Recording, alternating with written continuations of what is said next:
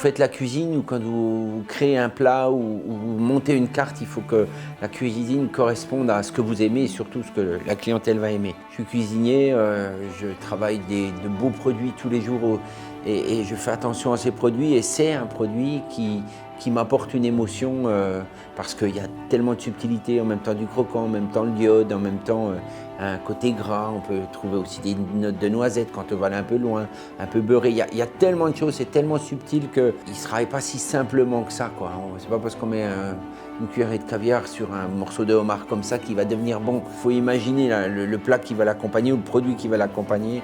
C'est pas si simple. J'aime beaucoup ces associations de caviar légumes par exemple, ou de caviar et viande, de caviar et de suivre la saisonnalité avec le caviar. Je trouve que ça a été un beau challenge. Au fur et à mesure, on a pris au cœur de la saisonnalité quand on prend le petit pois qu'on vient de faire et qu'on voit la qualité du petit pois Lincoln, c'est juste incroyable. Il faut avoir il faut avoir un maraîcher qui fait du sur-mesure pour vous. Ça devient de la haute couture et le gars, il faut lui dire, je veux pas un petit pois qui soit plus gros qu'un millimètre de diamètre ou 1,5 millimètre.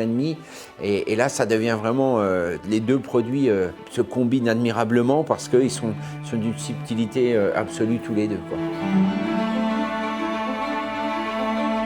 L'endive, c'est le choix du produit. Je pense qu'il va être primordial pour accompagner le caviar. La l'endive, elle est naturellement, elle pousse dans le noir, mais 2 mois avant de pousser et rester haute comme ça, alors qu'on pourrait avoir une endive qui pousse en 2-3 semaines autrement, avec gorgée d'eau. Mais quand vous l'avez cuite, elle devient très amère et pas très bonne à vrai dire. Alors que quand vous mangez cette petite endive qui a la noisette, la pomme et qui n'a quasiment pas d'eau, c'est incroyable, c'est que vous cuisez cette endive, vous la sortez, il n'y a pas d'eau. Elle ne change pas de couleur, elle reste jaune, enfin c'est incroyable. Et là on a un produit avec un petit peu de goût de noisette, il suffit de bien la rôtir, on y met un petit peu de pamplemousse. Le pamplemousse va amener une amertume.